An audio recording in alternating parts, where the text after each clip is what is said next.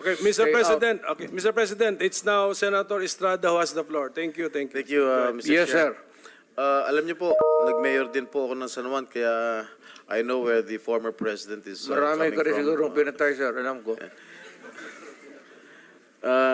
Mr. Chair, Mr. President, bibigyan ho namin kayo ng pagkakataon to air your side dahil nung napanood ko po yung mga revelations ng mga resource persons sa Quad Committee sa House of Representatives. Marami po mga revelations po ang mga naglabasan, katulad po ng kay Colonel Garma. Ang sabi po niya, she received a call from you sometime in May 2016.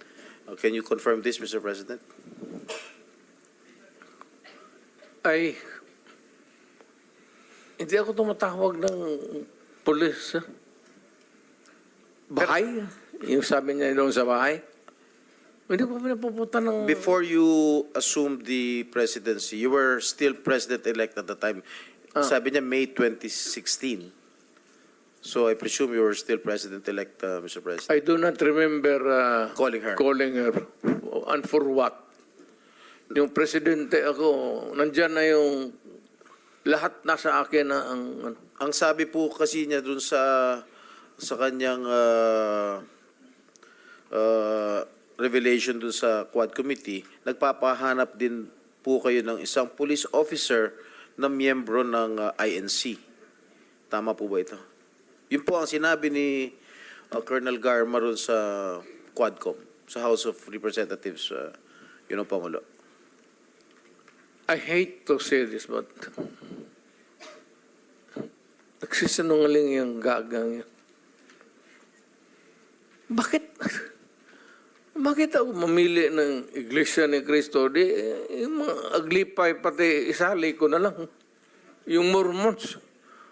Why would I zero in sa Iglesia ni Cristo? For what reason?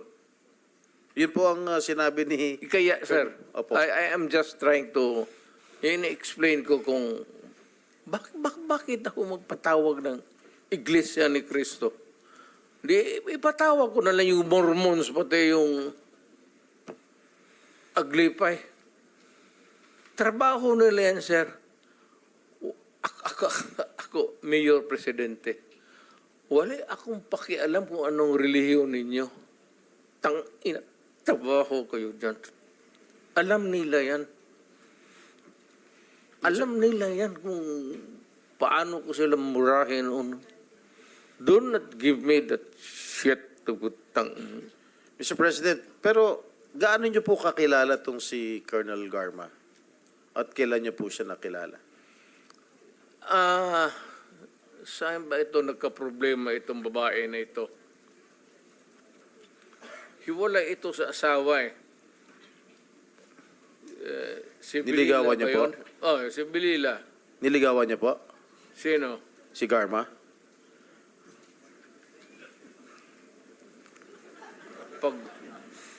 Kung wala na siguro akong ibang makita siya.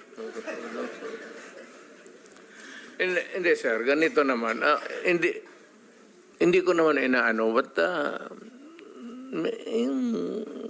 alam mo kasi, pag tao ko, alam nila yan. Parang close mo talaga. Kasi, ganun ako magtrato dito sa pulis eh. Ito sila, sir, mabutit nandito kasi puro dumaan ito sila sa akin.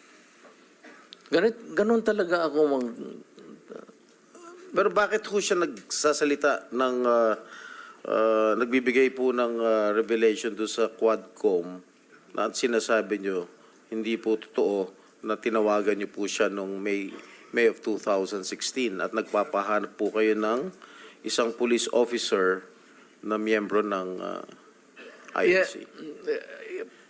Hanggang ngayon, sir, it's a mystery to me. Bakit ko siya tatawagan at bakit ko sabihin sa kanya maghanap ng Iglesia ni Cristo na marami namang pulis sa Davao na membro ng Iglesia ni Cristo? Why would I specify a person belonging to a religious sect when as a matter of fact there are a lot of policemen who are members of the Iglesia ni Cristo in Davao City. What would be the point of asking for a special person? Hanggang ngayon, sir, hindi ko nga mafathom. So sabi ko, well, I don't know, but it's a lie. Or making up stories.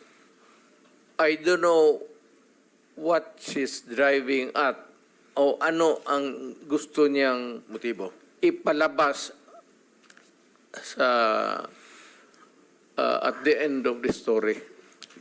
Mr. President, kilala niyo ba ho itong si General ba ito? Leonardo? Colonel Leonardo. Yes, sir. Sino po ang nagrekomenda sa inyo na i-appoint po si General Leonardo? Kasi base ho rin sa testimonya ni Colonel Garma, siya yung nagrekomenda kay Leonardo sa inyo para i-appoint. Totoo po ba? Wala, sir, kasi alam mo,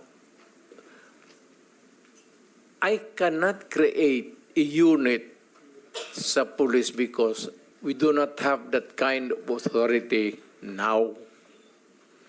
Hindi ako pwedeng magtawag ng police dito o sige, kayo ang unit and you are, you do this job. You have to clear it with the, at hindi papayag itong mga chief of police kasi meron yan silang organization mismo for drugs and for itong whatever,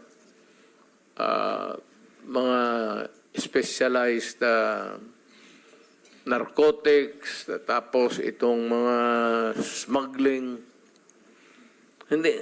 Kasi po ang testimonya po ni Colonel Garma sa Quadcom sa House of Representatives, tinuturo po niya itong si Leonardo na nagbibigay po ng reward money sa mga police officials na nakakahuli o nakakapatay po ng mga drug pushers. Gusto ko lang, at least you can air your side, Mr. President, kung talagang totoong may reward money o wala. Sir, sagutin kita ng ganito. Bakit ako magbayad sa kanila? Trabaho mo nila yan. Kung may pera, bulsa ko na lang. If there is a fund for that, why would I give it to them? Trabaho nila yan eh. The best that I could minsan is pupunta ako. Iyaya ko yan sila na magkain. Or kung may mga problema sila na personal, alam mo sir, ganito yan eh. Yung policer, maliit lang talaga yung sweldo. Maliit talaga, hanggang ngayon maliit talaga ang sweldo. Pag hindi pumasok ang local chief executive o city mayor at may problema ang personal yung police, cancer ang asawa, sweldo. Walang ibang puntahan yan, ikaw. Pag hindi mo tinulungan ang policer, patay.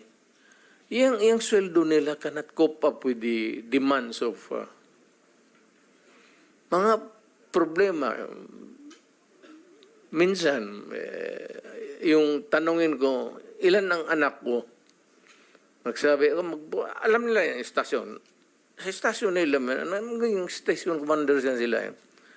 Tapos magtanong ako sa isang polis, ilan ang anak mo? Sabihin, 6. Sir, ito, prangkahan. Nagagalit talaga ako. Putang. Sildo mo ng ganon, tapos sige ka, putulin ko yung, barilin ko yung, ganon. Nandito man sila, sir. And you can ask them. Stricto ako sa kanila, pero kaibigan ko sila. Ano ako sa policer? Because pagka may problema sila, nandyan ako sa kanila. Pro-police talaga ako at matagal akong nagturo sa Police Academy kasi noong practicing lawyer ako, wala masyado akong kita kasi bata pa ako.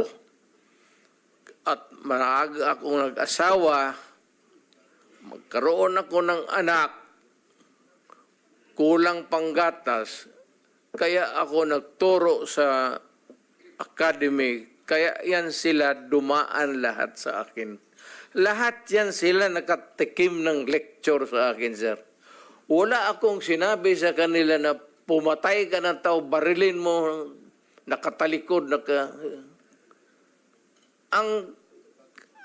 ano yung sa law school ko, sir, yun ang tinuturo ko sa kanila. Yung criminal law ko dito sa law school ko, yun ang dinala ko sa kanila. At mas maganda kasi natitempla ko, I could use the common yung lingwahe nila. Kaya malapit yan sila sa akin. Pero alam nila pag nagkasala sila, alam nila yan. Pagka sinabi ko nga sa kanila, ito, pardon, allow me to use the word. Sinabi ko talaga sa kanila, putang ina kayo mga polis kayo. Huwag kayong pumasok dyan sa droga. Huwag kayong pumasok sa kidnapping. Kasi ako mismo, ako ang papatay sa inyo. Ako ang magbaril sa inyo. Totoo yan, sir. Ano yan? Buhay man sila lahat. Sabi ko, putang ina, huwag kayong pumasok dyan. Let's say kayo. Papatayin ko talaga kayo. Kaya yung pulis na nagkasala, sir, mga ganon, either pagka nagkasala, wala na. Mawala. Mawawala po? Oo, tanongin mo yan sila.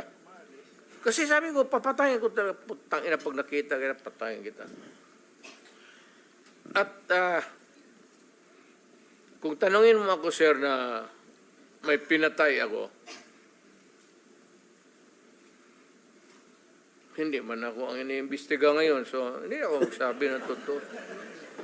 Mag-line na lang ako kay... Di ako na lang po magtatanong, meron na ba ho kayong pinatay, Ginoong Pangulo? Sir, may may moment of, lalo na sa yung outrage. Yung hindi ko matanggap yung minsan yung pamilya na ubusin mo, patayin mo, tapos i-rape mo. Mukhang sa akin yan, sir, talagang nawiwirla ako. Masyadong ang fuse ko dyan, mainit talaga ako. Alam nila yan. Kaya behave. Sir, ito tanong yan, prangka-prangka. Nandito, or citizens of this country, anong pinaka-safe na city for the longest time hanggang ngayon? Tanungin ko kayo. Noong panahon po ng tatay ko, San Juan po. Kasi sir, binaback-upan ako ng tatay mo. O totoo, huwag na lang tayo ilabas na lang natin. Ang sabi ng tatay mo sa akin, sir, you do what you have to do to make your city safe. Kasi ang Davao nababalitaan na maganda. Kaya ang Davao nag-flourish. Kaya ang Davao malinis. Kaya ang Davao ngayon, anytime maglakad ka, walang gagalaw sa iyo. Alam ng tao kasi pag magkamali sila, hindi yung police, they have to deal with me. Dapat ako ang imbestigahin dito ko extrajudicial killing. Wala yan sila. Ako mismo ang... Mr. President, noong time na mayor ka, merong police na nag-involve sa droga sa Davao? Marami, sir. Oh, what happened to them as far as you know, Mr. President? Ayan sila. Sila ang may alam. O, sige, Hindi. tanungin natin sila. Mr. Sinabi ko. President. Sige. Sabihin mo. 24 hours, sabihin mo sa putang inang pulis mo. Pag nakita ko yan, patayin ko. Sige po, I will now take the time of Senator Estrada. So, sino yung... Wag lang, sir. Huwag ka na lang lumayo. Yan yung katabi mo. Mamaya, sir. Mamaya. Unahin ko muna itong bisita natin because we will always be with him. So, we have lots of opportunities to ask Senator Bato. Sige. He is the best performer, sir. Kaya na senador. Mr. President, can I ask ito muna sila, no?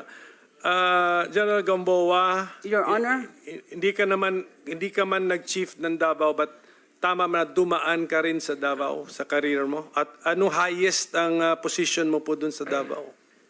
Yes, sir. I was the official spokesman of the Police Regional Office 11 for 2 years. Regional? Yes. How about the city level? Wala, sir. I was never assigned in the Okay. city office. Sir.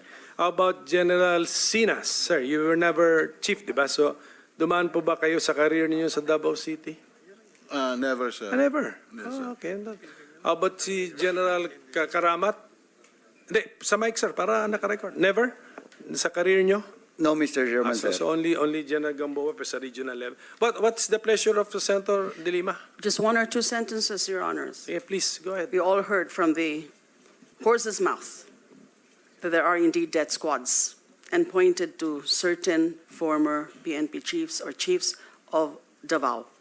These are very clear. Davao death squad to liquidate criminals, suspected criminals. Inducing, encouraging, and prodding people to kill directly or indirectly is not part of the duty of an executive official, whether it is mayor or president. Malinaw po, yung Davao Death Squad andyan. Marami pong sinabi dyan tungkol sila Matobato and Las Cañas. And Colonel Garma has confirmed that there is such a group, only that they are covered by code of silence.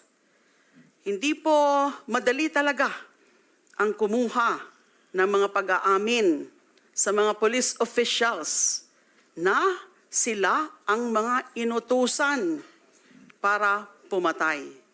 Ang dami pong mga dinarate sila Matobato and Las Cañas tungkol sa mga specific cases of killings na yung order either pinapadaan kina Sonny Benaventura or kay Las Cañas, and at times even from then Mayor Mr. Chair. Duterte himself. I'm sorry to interrupt. Thank you, the ma'am. good senator. Yes, you have the floor, you have the floor. Go ahead. The former senator is jumping into conclusion. Let the committee decide whether indeed there is an existence of the Davao Death Squad.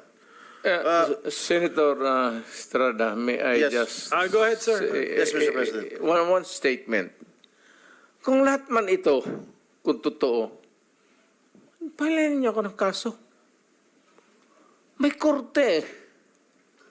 At sinasabi ninyo na bakit ninyo nalaman na matay, na ganun-ganun. So, ibig sabihin may witnesses kayo. O, file the case in court or file the cases in court. Sabi ko nga dito sa ano ko, mine and mine alone. Gusto ko ang syudad ko maganda, malinis, at livable. At sa awa ng Diyos, ako ang nauna sa Pilipinas. Alam mo bakit, sir? Ako po'y empleyado lang ng gobyerno. I started as a prosecutor. Kaya kapa ko yung kriminalo, pati yung mga criminals. That is why, Mr. President, I was asking during my line of questioning a while ago, addressed to former Senator De Lima, why did she not file cases when she was the head of the Commission on Human Rights? She investigated, allegedly, the DDS, if there is a right term for it. She did not file any cases. You were present, Mr. President, when Senator De Lima or when she was the chair then of the CHR, you were present during the investigation, if I am not mistaken, Mr. President. Yes, sir. And the president, when I asked him, denied that there was an existence of the Davao Death Squad. My question lang, Senator De Lima, bakit hindi kayo nag-file ng mga kaso kung talagang naniniwala po kayo na meron ho talagang death squad? Why did you not file cases immediately when he was just still a mayor? Yes, Your Honor, nasagot ko na po yun. Hindi mo nga Dahil sinasagot eh. yung mga pwede talagang mga maging witnesses ay hindi pa willing, takot pa na mag-testify against the former mayor. All right, when you were Secretary of Justice, you had all the power. You were a very, very powerful cabinet member under the Aquino administration. Why did you not pursue it? Because at that time, wala na nga hong nagiging resulta ng mga nagiging investigation din. Because again, Madam mahirap Madam kunin- Chair, Madam Senator, you were a very, very powerful member of the cabinet during the Aquino administration. You had all the resources. You had the NBI at your disposal. Lahat ng mga government agencies were under your disposal. You had the ear of the president. Bakit hindi kayo nag-file ng kaso laban kay Mayor Duterte? At that time, the relevant, real evidence, testimonial evidence, wala pa po sa aking disposal. Although I did try, yung sinabi ko po kanina, na rinifer ko na muna sa NBI. So, kaya lang, yun ang naging report, binalik nila sa akin. Now, they're trying, pero nahihirapan din sila na i-access yung mga witnesses. Mr. President, Kayo, Mr. yung Chair. sinasabi po kanina ni former President Duterte na Davao is the safest city, I think that is belied by statistics. I don't have the exact statistics now, but I read certain data. It's not the safest city. It has So what is among the safest city, highest, as far as you I know? would not know. It was it registered as among those with highest data on killings or murders. So how can it be a safe city? Mr. President, Mr. Chairman, Well, with the permission of Senator Jinggoy, I think the former president wants to answer the accusations. The statements Mr. of President, former yes, you're senator. recognized. maraming namatay, sir. Marami talaga. Thousands, I would say, from yung naging mayor ako. Marami. Ito yan sila. Dito yan sila lahat. And they would tell you, si Danao, si Koy, si Yambua. Ito si Senator Bato. Maraming namatay, pero ang namatay, sir, mga kriminal. Alam mo kasi ang Davao is a crossroad kasi ang unang nag-bloom sa Mindanao, tagaroon ka man, sir, ang Davao. Kaya saan yung progressive at saan yung pera negosyo, nandoon rin yung mga kriminal kasi ang negosyante pati ang kriminal magkasama yan. Kung saan yung pera, mga negosyante, nandoon yung mga kriminal. Kaya ganon. Kapag kabubo ka na mayor at hindi mo takot kang makulong, ako, di makulong, di makulong. I can make the confession now, if you want. Mr. Chair. Talagang niyayari ko. Pero wag mo naman, mga pulis kawawa naman. Ha? Meron akong death squad. Death squad. Pero hindi yung mga pulis. Sila rin yung mga gangster. Yung isang Mr. Chair. gangster, utusan ko. patayin mo yan, kay kung hindi mo patayin yan, patayin kita ngayon. Bakit mo isakripisyo yan sila? Alam mo, sir, ganito, ha? Mabutit na lang nandito, if you give me time. Ang pulis, sir, kawawa. Hindi mo alam, ito, nandito itong mga... Pag ang pulis na pahilan ng kaso, sir, suspended yan. Wala ng pagkain yan sa... The day that the suspension is issued, that day, ang pulis wala ng pagkain, ang mga pamilya nila wala ng pera, ang mga bata wala ng pamasahe, hinto lahat. Paralyze ang pamilya ng pulis. Hindi ninyo alam yan. Kaya may kaibigan kayo ng pulis, tanungin ninyo. Yan ang buhay ng pulis. Kaya protektado ko yan sila. Pagka in the fulfillment of duty, sabi ko sa kanila, magpakamatay ako sa inyo. Pero pag nag-abuso kayo, nagpatay kayo ng tao, nag-hold up kayo, nag-kidnap kayo, putang ina, ako mismo ang papatay sa inyo. Mr. Chair. Mr. President, kayong Mr. magpahuli. President, okay, ako muna may tanong.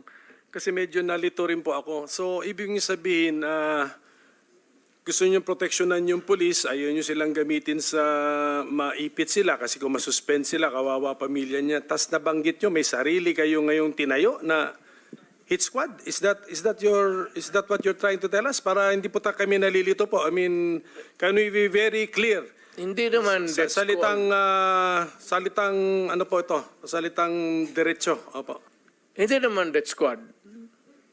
Basta alam ng tao sa Davao na nandyan ako at magkamali ka and you commit a heinous crime at walang mapuntahan yung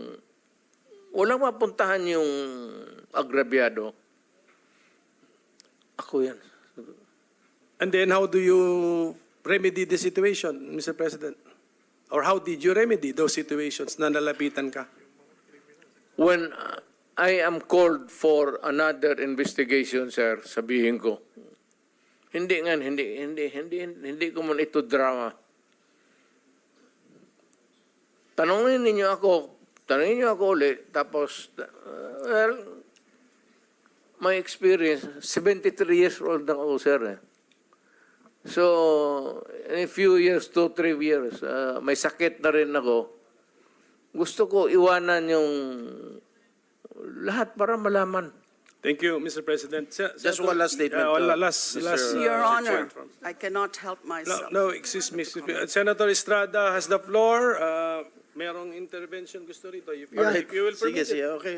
Okay, Senator Bato, go ahead. Yeah, I just would like to put on record na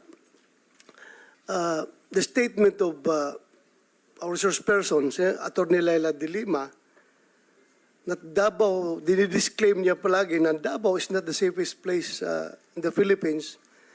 So what does that make of all these awards that was received by Davao City? Not only the LG of Davao City, the Davao City Police Office, ay palaging Best City Police Office of the Year. Halos forever na eh. Kaya there came a point na yung Davao City Police Office ay hindi na sinasali sa best competition as far as unit performance is concerned dahil yung ibang mga syudad hindi na makakatanggap ng award dahil Davao City palagi na nanalo based on record yan sa Camp Crame. Ngayon, ako mismo, I'm from Davao. I can tell you, Davao City is the safest place anywhere I go in the Philippines. The safest place for law-abiding citizens and the most dangerous place for the criminals. Talagang pag gumawa ka ng krimen ng Davao, pulis ako ng Davao, hahabulin talaga kita. Hahanapin talaga kita, Mr. Chairman. Pag ikaw gumawa ng krimen sa aking syudad, hahabulin talaga kita. Kaya po, Mr. Chair. Ay, para pagbigyan sila. Sige, sila na naman. Sige, Sige, sige po. okay. Okay lang? Okay. Okay lang? Sige. Okay lang, Just okay lang. last sige. statement before I sige, wrap up, that- before I give the floor to Senator Risa. I just would like to put on record the statements made by former Senator De Lima.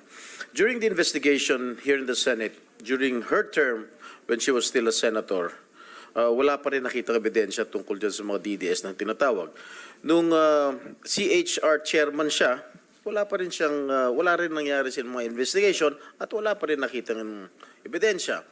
Nung secretary siya ng DOJ, which is a very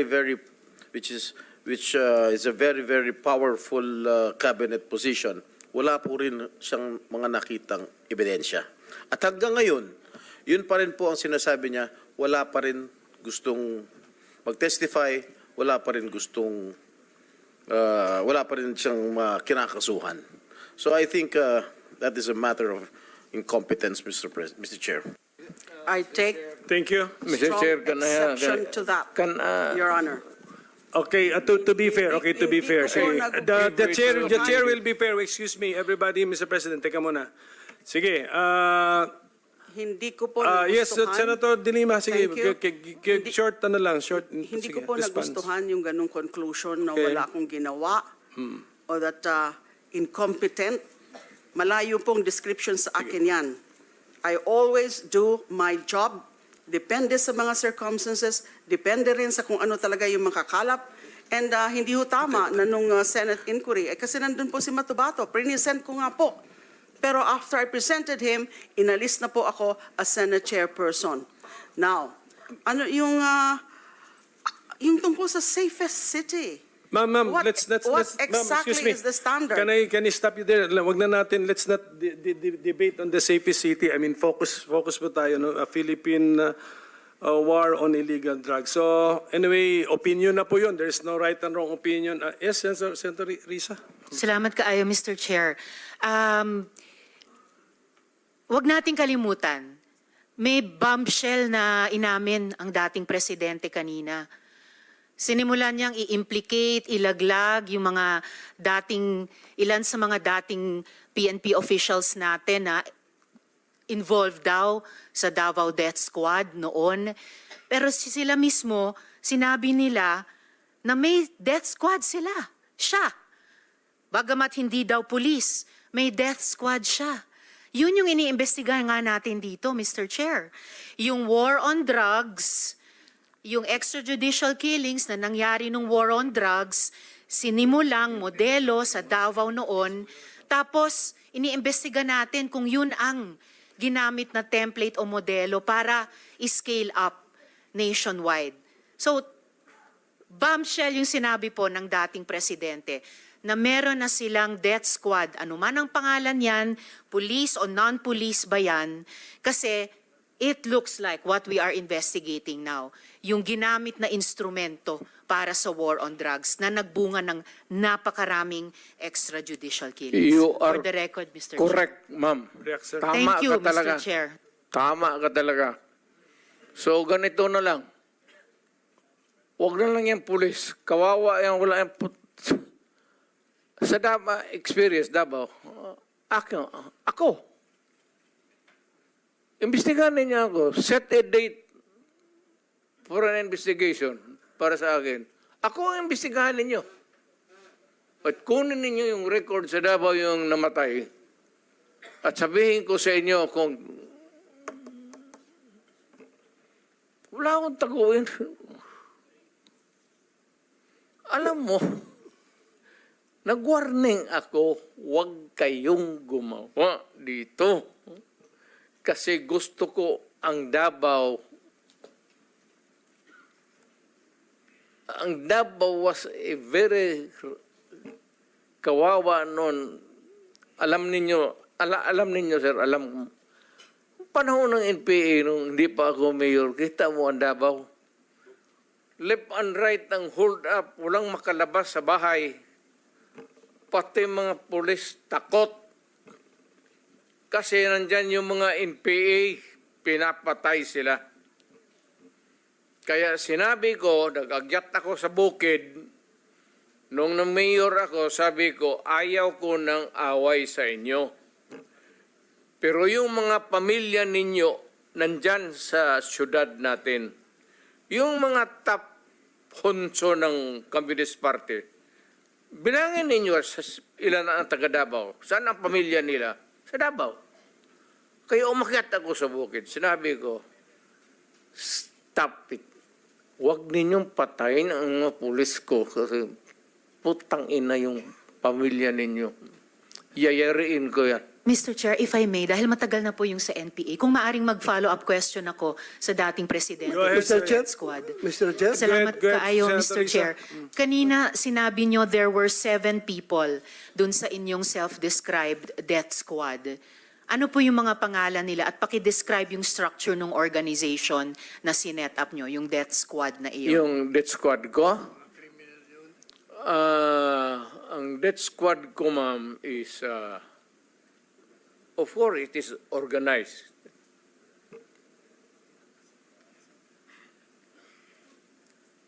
Hanggang dyan lang. Ano po yung structure ng organization na iyon?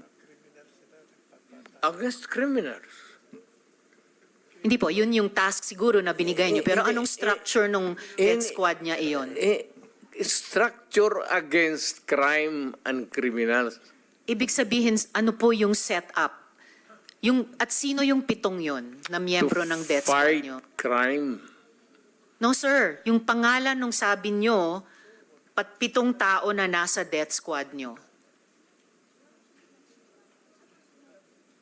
Mukhang patay naman sila lahat, ma'am. It's okay sir, ano pong mga pangalan nila? You know, when I was mayor, it's about 43. I am now 73. For the life of me, I cannot remember the name. And ano po yung structure nung 7 yon? Merong bang team leader, may 2 tenyente, then may 4 pa na tao? Ano po yung structure ng organization na iyon? I said I am 73 years old. Hindi ko nga alam kung bakit nandito ako kaharap mo. Sir, I'm sure alam nyo kung bakit kayo nandito. In fact, kayo po yung nagsalita ng pinakamarami sa resource persons. Well, May reward po ba yung 7 iyon sa death squad nyo? Again, ma'am? May rewards po bang ibinibigay sa mga miyembro ng death squad nyo tuwing nakakapatay sila? Police? Police ba yung death squad nyo? Yung Yun ang allegations. Hindi po, yung sinabi nyo kanina. Huwag tayong lumabas dyan. Hindi po ako lumalabas. May ibang lumalabas. O Yung dito sinabi tayo po ninyong ang death squad, pinag-usapan dito, may rewards po ba yun? is centered sa police na sinasabi na binabayaran. No sir, pina-follow up ko yung sinabi ninyo. Ay, yung civilian? Unprompted. So, kung civilian yon, yung sinabi nyo na death squad nyo na 7 tao, may rewards po ba yung 7 taong iyon kapag nakakapatay sila? Ay, hindi ma'am, mayayaman yung mga, maraming gago na mayayaman sa Davao. Hindi Ano mo pong kaya- connection ng mayayaman sa Davao Gusto dun sa pumatay miyembro ng ng mga death kriminal. squad? Because Ibig they want their city to be safe. Nagbibigay sila, yung Because mayayaman, ng they want reward sa business to death thrive. squad? Yes, sir. Bago po yan, Mo. sinasabi nyo ba na yung mayayaman sa Davao nagbayad sa death squad para pumatay? No, hindi ma'am. Sila Si Colonel mismo. Makasait po ba kasama sa death squad na iyon? Sino? Colonel Makasait, kasama po ba sa death squad na iyon? Colonel Makasait. Ma'am, alam mo sa totoo lang, mahabang istorya to. It's okay, sir. Maikli lang sana Pero kung ang sagot. problema, ma'am, patay na yung tao. Si Colonel Makasait ay patay na. Ayaw kung marami. May- Police officer in the police department. Pero patay na yung tao. Okay, sir. May Huwag mo rewards akong po ba sila? tanungin kung anong history yung tao na yan, patay na. Okay. May rewards po ba sila, yung mga miyembro ng death squad nyo? Sino? Ako? Magbigay? Yung 7 miyembro, kung sino man ang nagbigay, may rewards ba sila kapag pumapatay sila? Walang reward, ma'am, kung Walang police rewards. yan. Lalo Hindi na ho. police. Bakit Wag- ako magbigay ng reward sa mga... Paiba-iba, hindi po. Trabaho Paiba-iba po nila yung yan. sinasagot nyo eh. Hindi ko tinatanong yung mga pulis. Oh. Tinatanong ko po yung mga miyembro ng death squad nyo. Ah. Binabayaran ba sila kapag nakakapatay sila? Wala. Wala. Okay. So, libre lang yung May I remind the pagpatay. Senator, this is just an intervention. Yeah, I'm sorry. We have to I follow, apologize, we have Mr. to Chair. follow the Yes, order. I Yes, please, submit, please. Mr. Okay. Chair. The time for Senator Estrada has expired. Senator Villanueva, for just an interjection. Mr. Chair. Mr. Chairman, I've been here for more than 4 hours, and according to the ground rules set by the chairperson himself, we will be staying here only until 4 in the afternoon. So The we latest. we only have about 38 minutes, and I'm the only senator who did not make any opening statement. And just to expedite the deliberation, Mr. Chairman, may I just be allowed to move that my opening statement be inserted into the records? Comsec, please. Please for- accommodate yes, Senator yes, Villanueva. Mr. Chairman. And let me just state for the record, Mr. Chairman, our consistency in this particular issue, Mr. Chairman. Since time immemorial, we have been very keen and very serious in our intention to address the problem of illegal drugs. And that is why war on drugs per se is a very noble intention, a worthy, Mr. President, Mr. Chairman, of our support, yung war on drugs. Importante lang talaga nakikita natin yung tamang implementasyon at makita din natin, Mr. President, yung root cause of the problem. And that's the main reason why we are all here today. And partly, Mr. President, may I just put also into the record the importance of emphasizing the need to build the capacity of our law enforcement agencies. And I have been consistent with that since 2016, Mr. President, when I became a member of this August Chamber, for our enforcement agencies to uphold human rights as a core part of their operations and training. And number 2, we have been pushing for independent and impartial internal affairs service to thoroughly investigate police misconduct and prevent further brutality. And last but not the least, Mr. President, that I'd like to raise and put into the records is that there have been so many articles and positions that I have been espousing, and we have been calling the government since the day I became a public official, Mr. President. We've been urging our government to view drug or substance abuse to the lens of social justice and public health. Ito po'y base sa mga datos na nakuha natin na talagang isa sa pangunahing dahilan sa paglulong ng ating mga kababayan sa paggamit ng droga ay ang kahirapan po sa buhay. So I would just like to put that on record. If you would allow me, Mr. President, and I think next in line is Senator Bato de la Rosa, who is also having a reservation that this presentation would be your vice chair for today's hearing, Mr. Chairman. May I just ask one question, Mr. President? If Yes, I will use your my chairman's colleague- discretion. Ask your question. Yes, Mr. President. Thank you very much. We are very honored that our former president is here with us. Sir, thank you for being here with us. And I just noticed yung pong sinabi niyo po kanina, and I'm humbled and grateful na binanggit po ninyo, Mr. President, kanina na yung programa and war on drugs hindi naman perpekto.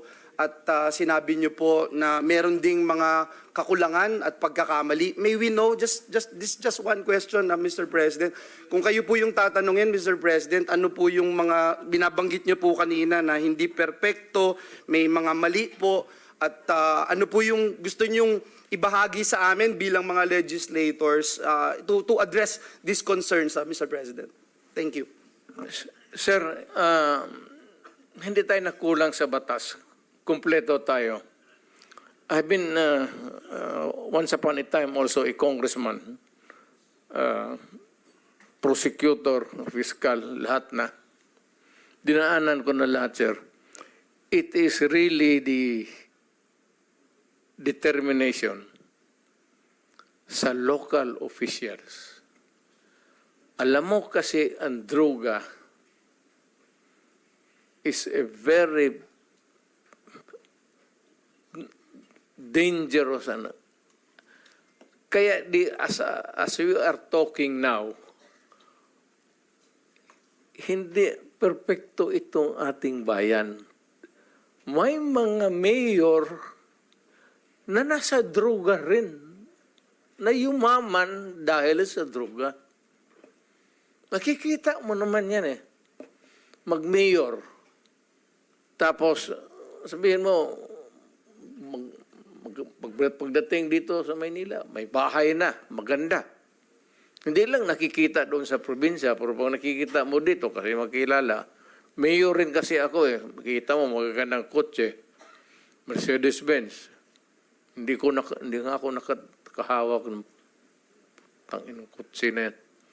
Makikita mo, maraming, sir, may problema tayo sa droga. Alam mo kasi ang droga, pera. Madali, kaya pumasok lahat, pati pulis. Lahat, it permits the entire fabric of our society. We are talking here of extrajudicial killing, but there is more to it than you look beyond. Kasi it's not really in the killing. Madali yan, sir. Madaling isulbat. Only, sabihin lang ng presidente na sa mayor. Kung mayor, lahat kayo, tawagin mo mayor. Ginawa ko yan. Tawagin ko, tapos mag-isang order. Tawagin ko sa Malacanang noon. Kinulong ko. Tapos magsabi ako, ganito ang gusto ko. Kaya, pero ito ngayon, sir, maraming mayor na pumapasok sa droga. Kasi nga, pera. Kailangan nila ng pera para maganda yung buhay, para sa kanya, pati mga anak, pati looking forward to fund the next election to stay in power. Ganon ang kultura ng Pilipinas. Hindi lahat. Maraming mayor na matitino. Pero marami dyan pumapasok sa droga or they are on the take for the money. Kaya tignan mo lang, kung hindi doon sa kanilang probinsya, dito mo tignan sa Maynila. Kasi ako mayor, marami akong kilalang mayor. I cannot talk about the governors. Yung mayor lang, kasi may mayor, siligman kami. Kung makikita mo lang paglabas ng patatawag kami sa Malacanang, paglabasan niyan, tinitignan ko lang yung mga kotse lang nila. Mercedes-Benz, gano'n. Hindi naman ako nagmiliit, pero ako, sorry, Joseph. Thank you, Mr. President. Mr. President, yung binanggit niyo po, no, hindi ho perpekto, may mali, at ang una hong pumapasok sa isip niyo na mali ay yung binanggit niyo po, determination from the LGU side, Mr. President. Yes. And when you say determination from the LGU side, sila po ba kasama ho dito yung implementasyon ng nais niyong polisiya para durugin yung pong at i-address at linisin yung mga drug syndicates, Mr. President? Sir, depende po sa karakter ng mayor. Kasi may mga mayor na, yung complacent, tapos ayaw ng always looking forward to re-election, ayaw ng gulo, ayaw na magkakaroon ng problema. So itong mayor na kung gusto niya talaga mawala yung droga, ako noon, nung na-mayor ako, I was not looking toward a re-election. Wala sa isip ko yun. Ayan sila, si Bato. Noong nag-mayor ako, sabi ko, hindi ako interesado na ma-re-elected. Putang ina, magtrabaho tayong lahat. Ito ang gusto ko. Pati kayo mga pulis, putang, papatayin ko kayo litsi. Huwag ninyo akong... Kasi pagka-mayor ka na, magpa-ano-ano ka lang, palutay-lutay ka lang, wala mangyari sa Pilipinas, maniwala ka. lalo na yung mga mayors na pumapasok sa droga, yan ang dapat unahin patayin. Mr. Chair. Thank you, Mr. President. So what I'm getting, Mr. President, is that yung imperfection noong ating programa na War on Drugs nakabase po doon sa ilang mga local government units na wala ho talagang totoong political will para labanan ito dahil binabanggit nyo nga po marami or may ilan sa mga LGUs ang pananaw ay ma-re-elect lang. Re-election. Hindi talaga durugin. Ayaw magkaroon ng problema sa re-election niya. Yung iba naman, takot. Lalo na sa probinsya. Lalo na yung nagninegosyo ng droga, may mga baril, tapos may tao. Mr. Chair, with the permission of Senator Villanueva, quick interjection. Yes, Senator Ontiveros is recognized. Salamat kayo, Mr. Chair. Salamat, Senator Villanueva. Just to make of record na sinabi ng dating presidente na yung mga mayor na suspected na involved sa drugs dapat patayin. That is not an acceptable statement ng isang naging presidente tungkol sa mga naging kasama niyang nagtatrabaho sa gobyerno ng mga mayors. For everyone, whether mayor, whether maliit na drug suspect, kahit pa yung mga high-value targets, may due process.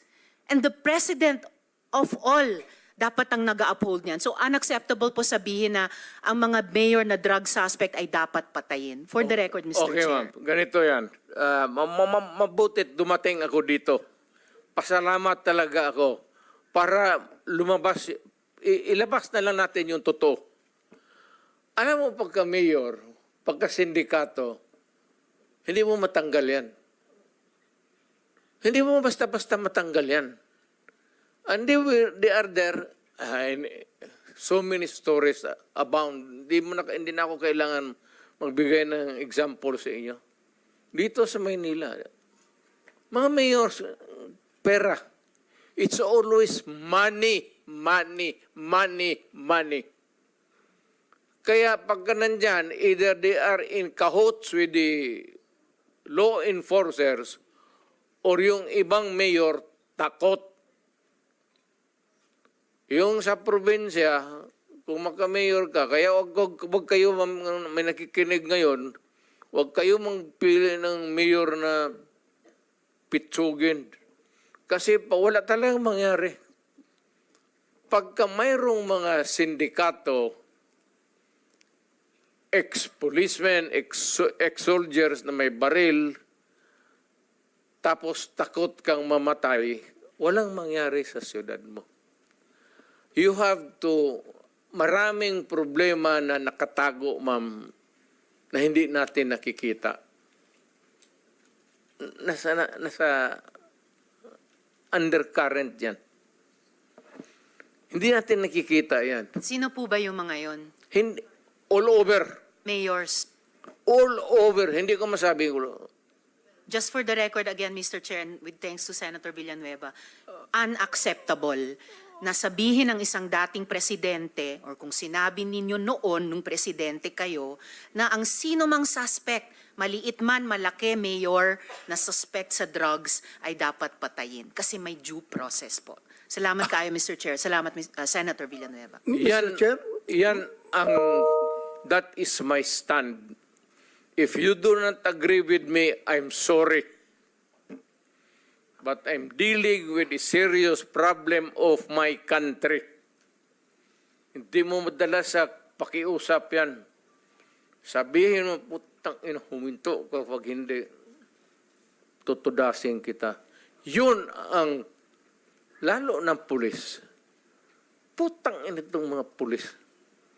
Pagka pumasok yung pulis sa droga, hindi mo masabi, hoy pulis, huminto ka.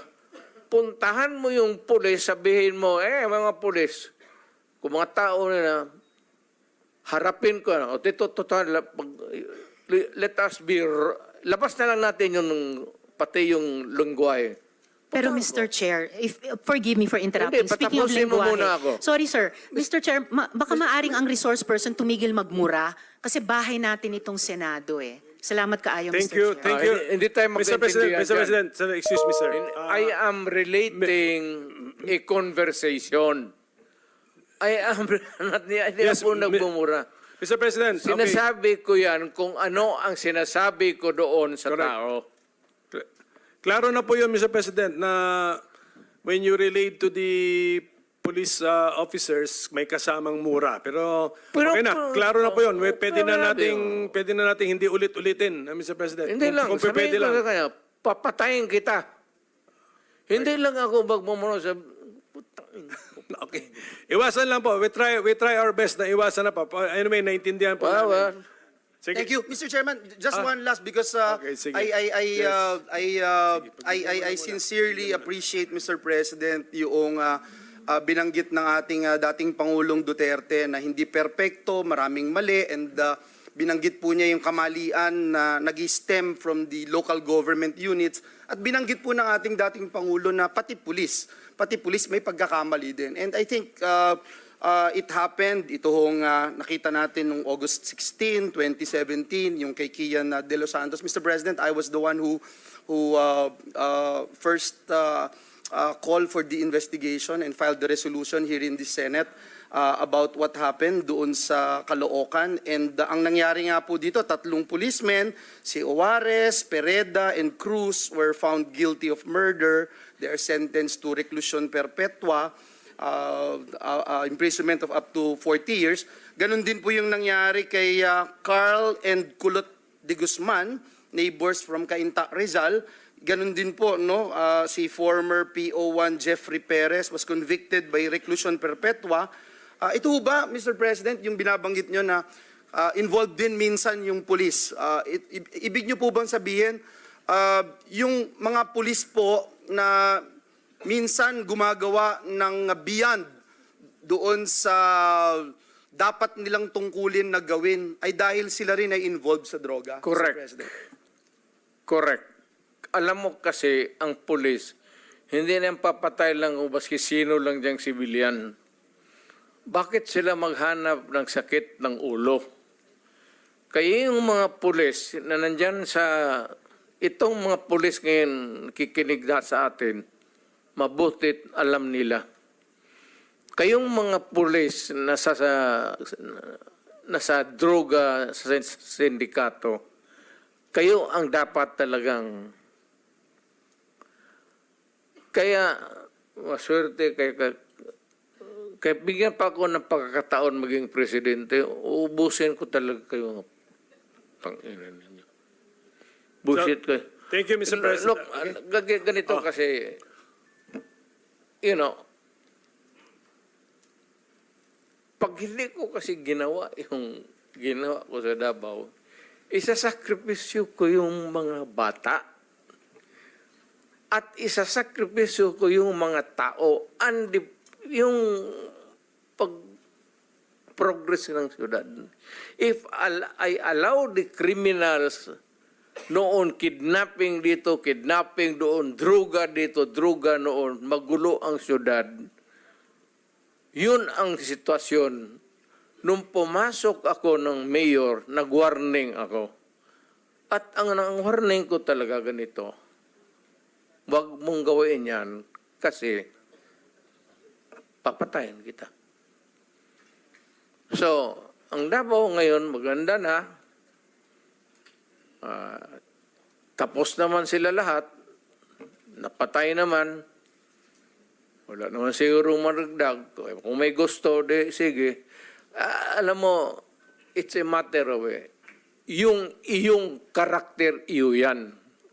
Yung karakter ko akin. Yung views mo sa buhay, iyo yan. Yung views ko sa buhay yan. Yung political agenda mo, iyo yan. Meron akong political agenda. Kanya-kanya tayong filosofiya pagtingin sa buhay. Kaya, na-timingan mo lang na kung ako ganito ang utak ko, yung masasamang tao, pasensya. But foremost is really I protect the innocent at saka yung taong bayan. Mr. President. Thank you, Mr. President. Thank you. Mr. President, nabanggit mo kanina na Metro Manila mayors and then siguro mga highly urbanized cities yan. I'm sure in the other places of the country na highly urbanized cities na involved sa droga. When you were president, siyempre yung disciplinary action pwedeng ma-initiate sa office mo. So, did we use the disciplinary provisions in the local government code to discipline the mayors of the highly Mr. urbanized Mayor? cities under the office of Sir, the president? mahirap, sir. Mahirap talaga, sir, because una, matatakot talaga ang mayor. Especially dito sa Maynila. Puro sindikato dito. Kasali na ang pulis, sundalo, kriminal. Ang problema dito sa Maynila, sir, hindi mo malaman kung sino ang kalaban mo. Baka sabihin mo lang kriminal, sindikato, hindi mo alam pati pulis. Yung mga pulis, alam nila yan. Ito mga pulis nandito, yung mga pulis, alam nila yan. Na may mga tao sila na ganun. Ang problema, hindi nila basta-basta mapaalis. Siguro, isolate nila yan, assign nila ng duty na medyo mapalayo, but they can only do so much. Pero paglabas ng opisina yan, sir, may baril, may authority, and they come into contact with criminals, yun ang problema ng bayan. Mr. President, did we use the disciplinary power or authority of the office of the president over these highly urbanized city local government officials during your term as 6 years? Did you use it? Mahirap, sir, yung kung mayor. Yes, mayor. Against a mayor. Mahirap because yung word na due process, sir, yun talaga ang... I am not trying to belittle the democratic principles of our country. Pero yung due process, sir, yun ang pinakamahirap. Pagka pinailan mo ng kaso due process, it would take years. At kung may abogado yan, sir, matapos na lang ang termino ng animal, wala mangyari. Kaya, hindi naman ako nagyayabang. Lahat naman tayo may init sa ulo eh. Pero, pag mayor ka, kung sabihin mo, si Mayor Duterte, ilang termino na yan, love siya ng tao. Sinasabi ko, hindi ko kailangan ang love ninyo. You just obey the law. Huwag na yung love ninyo, hindi ko kailangan yan. Marami akong love sa labas. Naglalove. Ang problema dito, sir, is when you are a mayor, dito na lang tayo sa mayor, pag hindi takot ang tao sa iyo, kung sabihin mo lang, wag yan kasi por respeto si mayor. Respect is not enough. Dito sa Pilipinas, kung sabihin mo, wag natin gawin yan por respeto kay mayor. Ibang klaseng tao yan, sir. Medyo yung mga lasing-lasing siguro, papaputok-putok, yung malasing, bang-bang-bang. Huwag mong gawin yan kasi nakakaya kay mayor. Pero iba yung kriminal, sir. Yung mga kriminal, hindi yan. Thank you, Mr. President. Can I take advantage of the presence of the CHI Chairman, Attorney Palpalatok? And thank you for attending us. Very short notice. Sa umaga lang namin siya naimbita. Can you tell us briefly, anong ginagawa ng CHR? Kasi merong unfinished business ang former chairman ninyo. Kanina sinabi niya ni Senator Laila de Lima. Can you tell us briefly what are you doing on the complaints or grievances against the Philippine war on illegal drugs? And maybe, siyempre, I'm sure mahaluan mo ng konting overlaps, EJK dyan. Yes, go ahead, Chairman. Thank you, Mr. Chair. Good afternoon po. Regarding po dun sa DDS investigation conducted by then Chairperson Laila de Lima, yun po ay natapos ng Fourth Commission under Chairperson Eta Rosales. Katulad po na nabanggit ni Madam Chair, nagkaroon ho ng endorsement sa Ombudsman for the determination of filing of administrative and criminal cases. Regarding the drug war, yun pong Fifth Commission under the then Chairperson Chito Gascon conducted investigations on killings in relation to the drug war. Meron hong nailabas na report during that time. Ito po yung report on investigated killings in relation to the anti-illegal drug campaign. Nailabas po ito noong April 2022. Subalit, ito hong report na ito is not on the determination on accountability. It's more on the policy recommendations to different agencies of the government. Pero tinignan po kung meron hong paglabag sa karapatang pantao. And ang conclusion po dun sa report na yon is there is a violation of human rights, particularly right to life, and it's the failure of the state to address the problem.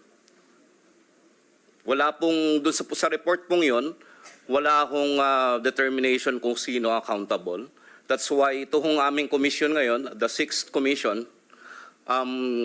formed a task force para ho tignan ulit yung mga kasong iniimbestigahan ng komisyon and to determine ang accountability naman kung sino ho yung dapat managot doon sa mga pagpatay. So ang naging problema ko kasi ng komisyon dito ay yung pong mga kapulisan, they refuse cooperation with the Commission on Human Rights. Ayaw ho nilang bigyan ng dokumento ang komisyon. At dahil ho dito, naging problema ng komisyon ng pag-conduct ng investigation, hindi ho namin matapos. And sa ngayon, because of these congressional inquiries, umaasa ho kami na makakakuha kami ng mga bagong ebidensya at finally, ma-close ho namin itong investigation na ito. Mr. Chairman, if I just may just clarify. So, work closely with us kung ganun. And then, bigyan nyo kami ng inputs. Ano yung mga information na gusto ninyo palang makalap namin? Mr. Chairman. Yes, Your Honor. Ang isa pong pinaka-importante po siguro sa amin in relation to our investigation, yun pong directive from the Philippine National Police preventing the sharing of information to the Commission on Human Rights on the basis of Executive Order Number 2. Yun pong Date what? exceptions. Dated what? EO number 2 dated para ma-situate natin kailan in-issue yan. It was issued during the time of former President Duterte, Your Honor. Kaya anong month yan? Basta 2016 to 2022 yan. EO number 2. Yes, Sige, Your go ahead. So, yun po yung naging problema Kasi yung police po, nung nag-iimbestiga ang komisyon, pumupunta ho sa different police stations kung saan merong nangyaring pagpatay. At humihingi kami ng mga investigation reports, spot reports, kung anong mga ebidensya available sa police. Hindi ko sila nagbibigay. At iba-iba ho yung dahilan. Isa hong dahilan yung EO2.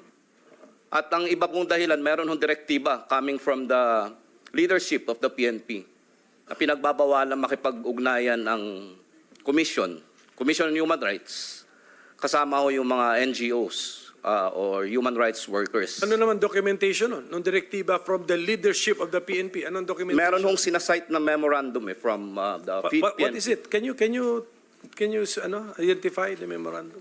Sir, may I be allowed? Hindi na siguro ako. Chairman, you will continue, ha? You will continue. We'll just allow the President to interject. Yes, Mabuti yes, sir. ditong napag-usapan na rin natin ang puro tayo Pilipino, sir. Pilipinas to.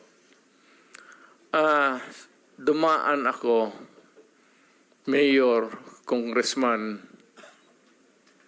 naging presidente ako. So, more or less, medyo kapa ko yung But let me start by saying that talagang hardliner ako. Because siguro sa disiplina rin ng bata pa kami, yung nanay ko na pag nagkasala ka noon, talagang 5 oras ka dyan sa altar na kaganon. So, yung ano namin, kanya-kanya tayong ano yan. Nung na mayor ako, gusto ko yung tama lang. At gusto ko protektahan yung pamilya ko, the city of Davao, yung mga tao, na huwag mong saktan. Kaya yung mga kriminal na nag-warning na ako, tapos they persisted, lalo na sa droga. Alam mo, sir,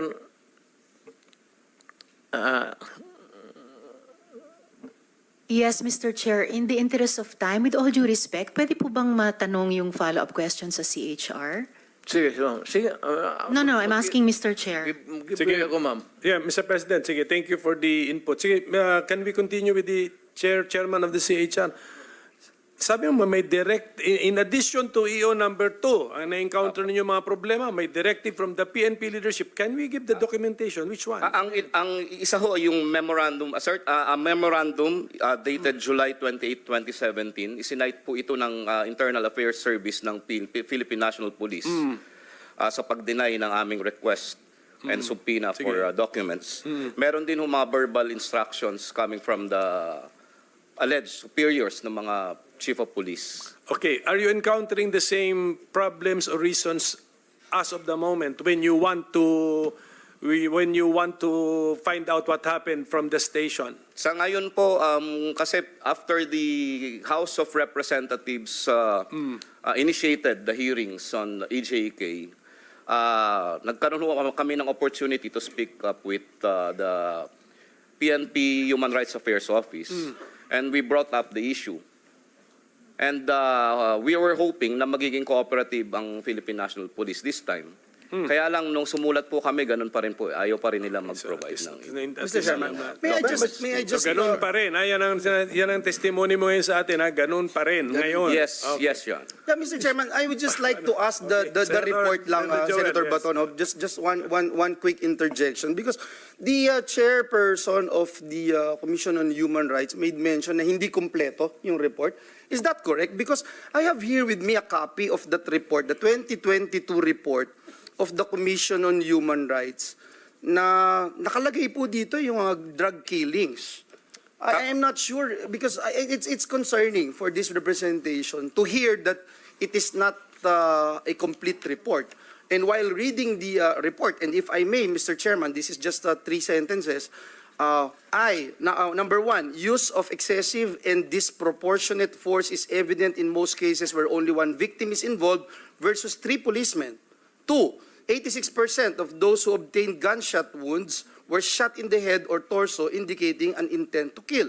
And 3, in at least 59 incidents, witnesses argue that the police engaged in violent conduct and or employed disproportionate and excessive force, including A, forcefully barging in the house, B, physical abuse of victim before being killed, C, threatening witnesses, D, dragging away of victims from the place of incident before being killed, etc. I just wanted to find out, Mr. President, ito ho ba, report talaga nila to? Ito ho ba'y kompleto? At ngayon narinig ko, hindi kompleto. Then, why are we getting these reports, Mr. President?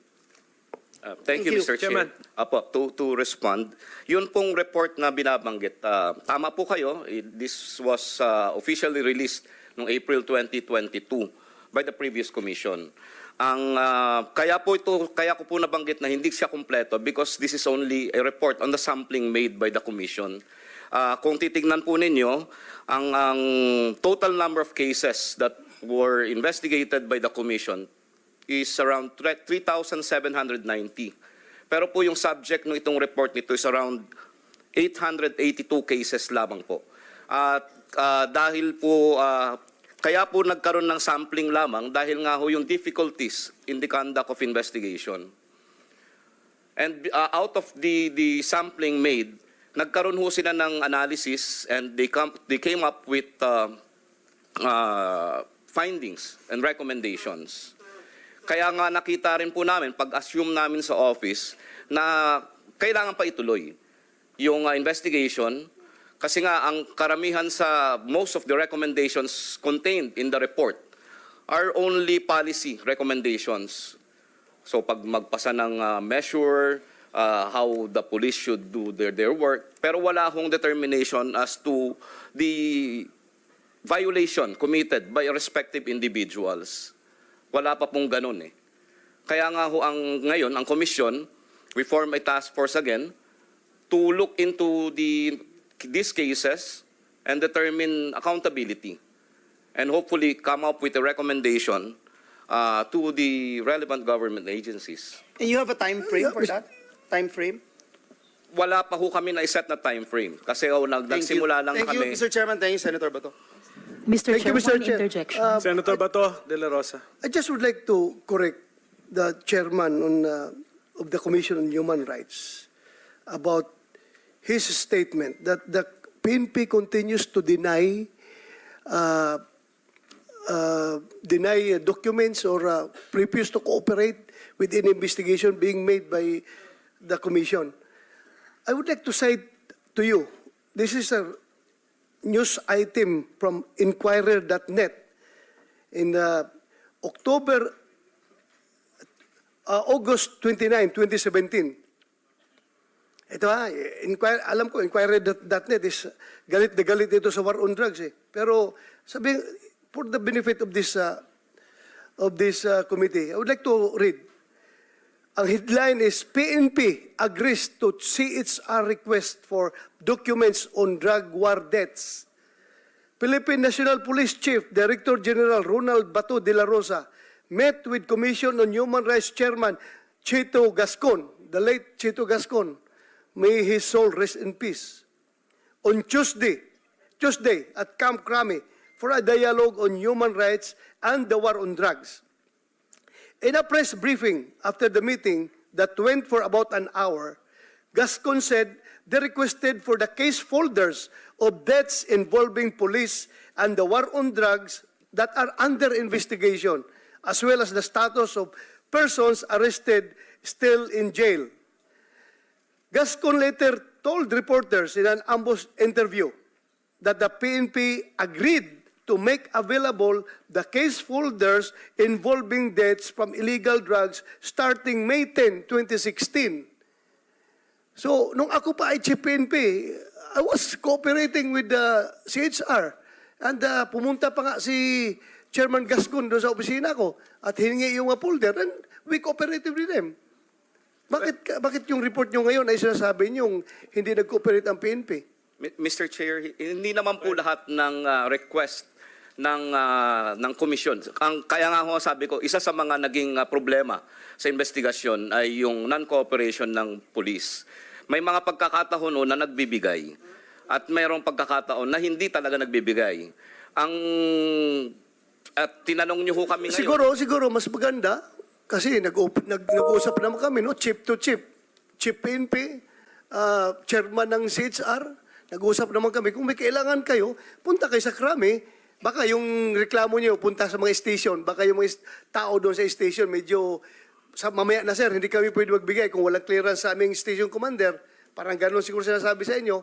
Dapat nag-usap naman kami sa taas. Doon na kayo sa amin doon na sa taas kayo maghingi. And the higher headquarters of PNP will direct the police station to provide the needed documents. Ang problema po natin na hindi ho ganyan ang trabaho ng komisyon eh. Kasi kapag ang nangyari ho ang isang insidente, halimbawa sa isang lugar, sa probinsya, hindi naman ho, ang tao ho namin direktang pupunta agad do sa lugar eh, at makikipag-ugnayan sa mga relevant agencies, mga testigo at kung sino pang makakatulong sa investigasyon.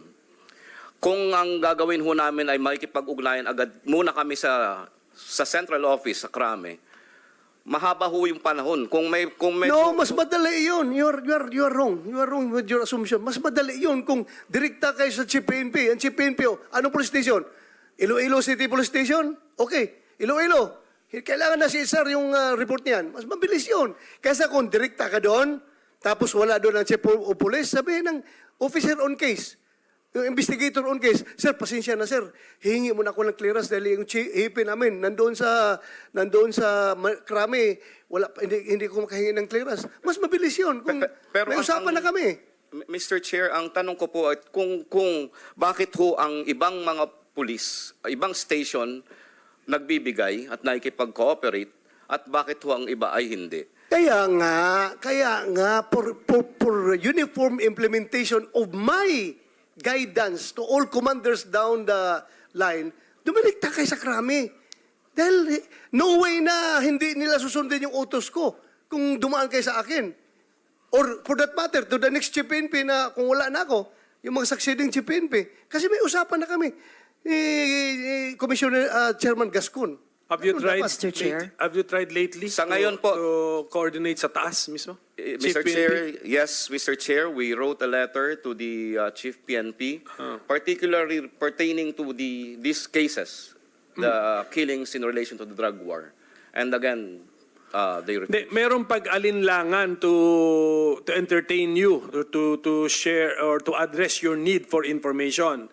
Ang masakit nung kung may nasa site silang basis not to cooperate with you. Yan ba ang nangyayari sa ground? Ang ginagawa pong basis pa rin is yung EO2 under the list of exceptions. Ang FEO2 po ay EO2 was issued 2016. It pertains to freedom of information na pinasa ng Office of the President before. Can I request for parang some sort of a memorandum Yes, kung yeah. yung na-encounter yung difficulties para organize yung data? Yes, Senator Risa. Salamat kaayo, Mr. Chair. And even while we're waiting for that memo, nakikita ko po sa gallery ang ating PLLO. Baka pwede na pong, if the chair allows, pwede na pong i-explore ng PLLO, ma-rescind o kung yung, ano yung tamang term, ma-rescind ng OP, ang Executive Order 2, and kung pwedeng ma-inform ang komite ng CHR, ano naman yung sinasite na issuances ng PNP National Headquarters sa Krame na basis for any of the police stations refusing to cooperate para matanggal na rin ang agam-agam ng lahat, klaro sa lahat na at the level of PNP National Headquarters, at the level of OP, the way is clear, and in fact, better kung pwedeng i-authorize ng OP or i-authorize ng PNP National Headquarters yung full untrammeled cooperation sa CHR, Mr. Chair. Thank you. Basta kami, willing to act kami, but we want yung real life ground level ninyo, experience ng CHR. Okay. So okay, Yes, Your next in line to ask questions. And I Mr. hope- Chair, Mr. President, yes. Kunti lang, total. Go ahead. Paminsan-minsan lang to.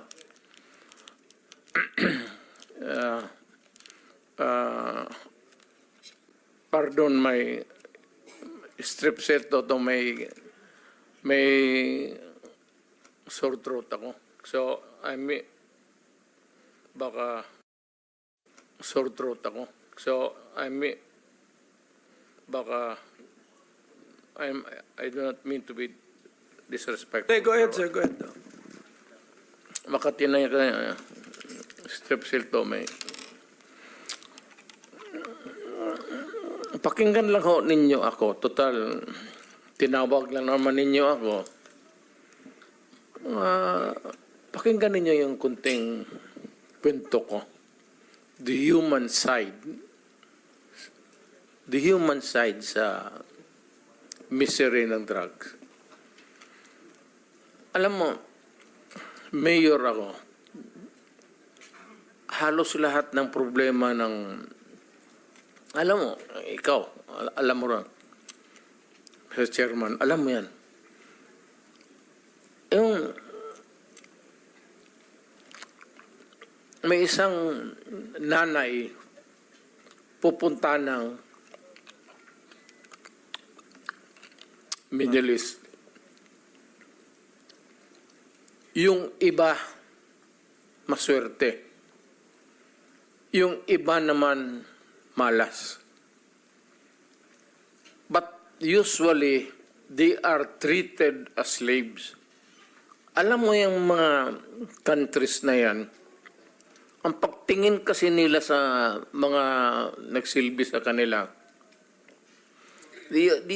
they are not even treated as servants. Almost ang tratamento nila as slaves. Itong nanay na ito, nagtrabaho ng 4 na taon sa labas. She keeps on remitting money to the family, hoping that yung pera niya, pinapadala niya doon sa asawa niya, maibigay doon sa mga anak para sa pag-aral ng mga bata at for the upkeep. Ang isang experience ko, ang nanay na talagang humiga dyan sa harap o sa sahig sa City Hall in total desperation related to me kung ano nangyari. Pero marami na akong naririnig na ganito at alam ko sa inyo, alam ko ganun rin. Ito minsan sila inaabuso. They are treated as slaves. And yet, para lang mabuhay, makapagdala ng pera sa pamilya nila dito sa Pilipinas, para lang mabuhay at makapag-aral ang mga anak nila, they would endure itong mga klaseng abuso, pati na siguro rape. They would just keep silent. Sige sila padala ng pera sa para mga anak nila. After 4 years, itong sabi ko, yung umiyak doon sa City Hall na humiga sa sahig. After 4 years, trabaho, pag-uwi niya, nakita niya ang anak niya. Isang adik na. Hindi natapos ang eskwela, yung padala ng pera niya, yung sakripisyo niya, baliwala. Doon sa droga napunta. Yung pera na pinagpawisan niya, na inabuso siya, at treated as slaves doon sa labas ng bayan natin, magpadala lang para lang dito. Pagdating dito, ang mga bata exposed sa drugs. Hindi yan makapagtapos. Makita niya pagdating dito, walang nakatapos, puro drug addict.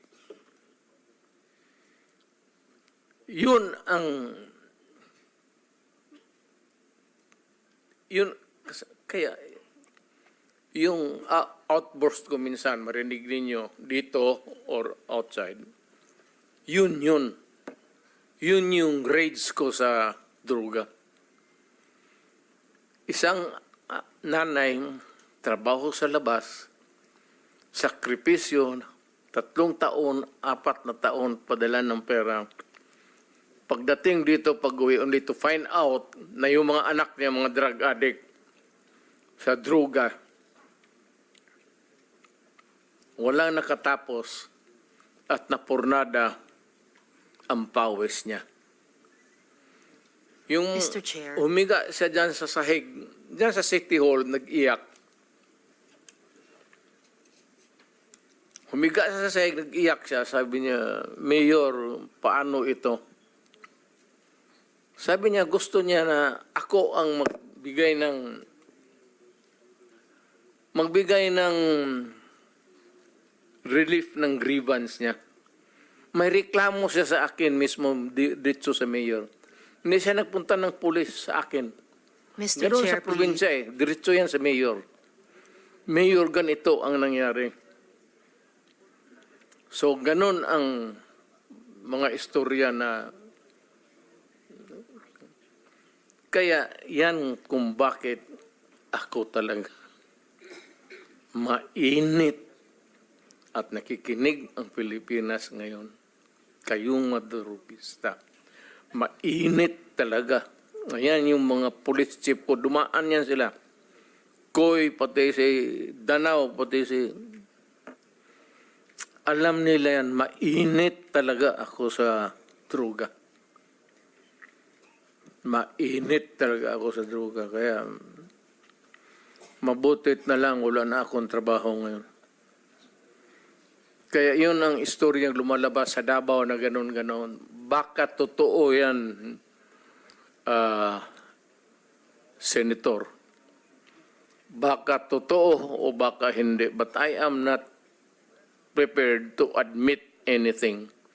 Kung ano yung nachichismis, alam mo, hindi machismis yan kung walang nangyari. May nangyari Mr. yan, Chair, please. na napapag-usapan yan. Kung ano man ang lumabas niyang istorya sa labas ng Davao, kung ano ang nangyari, anong ginawa ko, ipaubaya mo na lang sa ano. Hindi mo naman rin ako makulong kasi you have to produce witnesses and you have to go to trial. At hindi naman ako pwedeng gano'n na lang magpakulong. Pero basta sabi ko, pag nagkapanahon akong uli na magtakbo ako ng mayor, maminos-minos talaga lang, I will do the same thing again and again and again, basta nandyan yung droga. Mr. Chair. Yes, ma'am. Mr. Chair, I believe we've given the proper leeway and respect to the former president.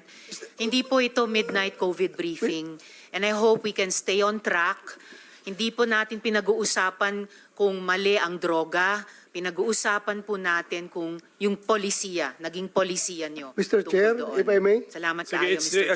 it's actually the turn of Senator Bato, and let's give him 10 minutes of uninterrupted time to ask questions. Okay, sandali mo naman. Before my time starts, Mr. President, Mr. Chairman, May I just be clear on this? Yung ano yung lumalabas sa karakter ko, yung policy ko, yun na yung experience ko, kaya lumalabas yung sa utak ko, pati bunganga ko. Yun na yung galit ko. Galit talaga ako sa droga, sasabihin ko sa inyo. Mainit ako. Thank you. Thank you, Mr. President. Lahat tayo, we are all the product of our own experiences. Tama. Sige, Senator Bato, you have the floor. yeah, thank you, Mr. Chair. I just would like to remind our colleagues, Mr. Chair, if I may, that we invited the former president to listen to him. Sana kung magsalita siya, bigyan na naman natin ng time dahil pumunta siya dito eh. Si Senator De Lima kanina, haba ng sinasabi. I never interrupted her. Kahit anong sinasabi ng mahaba. But, itong ating nag-raise pa nga ng hand yan kasi gusto niya magsalita. Sana, hintayin natin matapos. Huwag natin i-interrupt, Mr. Chair. Yun lang po. Nagpapalabas na ako ng aking observation. Salamat sa Senator. Pero yun, nasabi ko na rin, nalabas ko na yung galit ko. It's really a rage dito sa... anak lang rin ako ng mahirap eh. Kaput. Dumating kami ng Davao na we have to hack. Puro kahoy pa yan. We have to clear the forest para makapusto kami. Kaya dumaan ako dyan sa yung boulevard na yan. You will be familiar because you're from Mindanao. Diyan kami nakatira sa nagkarinderya ang nanay ko noon nung dumating kami sa... Kaya nakita ko yung hirap ng... Lalo na sabi ko yung nanay na lumabas, nagtrabaho, padala ng pera, tapos yung pera niya nandoon sa droga. Thank you, sir. I'm sorry, but tapos na ako. Nailabas ko na. Sige. Salamat. Hindi na ako magano. Thank you. Ito for the information, si Colonel Grijaldo, ayan, you're a witness requested by Senator Bato. Sino pa ba? Mga PNP, Karamat, you're requested by Senator Bato. Pero klaruhin ko lang kay Dr. Liabres and Mr. Kevin Bumagat, you're requested by Senator Bongo. Okay, so relax lang po kayo dyan. Sige, go ahead, Senator Bato. You have the floor. Yes, sir. Thank you. Thank you, Mr. Chair. Mr. Chair, just would like to ask the former President if kasama ba sa sinasabi niya na Davao Death Squad. Kasi alam ko, magaling ito si Mayor pa sa noon, magaling ito sa Saywar eh.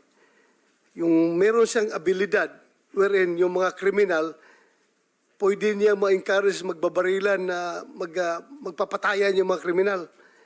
Kasama ba yung mga former, mga criminal mayor na, Mr. President, na may turing mo na yun na rin kinukonsider mong death squad as a, for euphemism.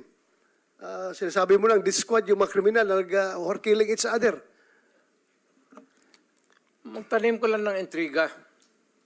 Intriga, ang ginagawa mo, kaya sila nagbabarailan. Diyan ako mahusay. Magtanim, kaya ako na presidente. Na presidente ako sa intriga. Magtanim ka lang ng intriga dito, intriga doon.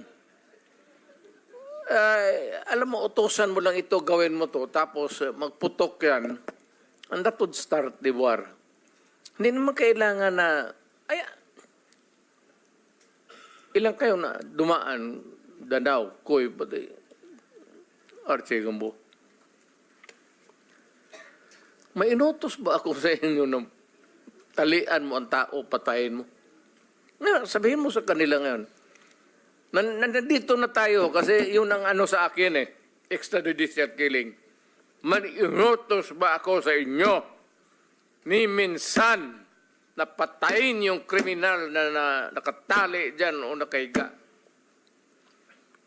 Tell the people now, bago tayo mamatay, ikaw, Senator De La Rosa, did I ever tell you to shoot a criminal na defenseless na nahuli na ninyo?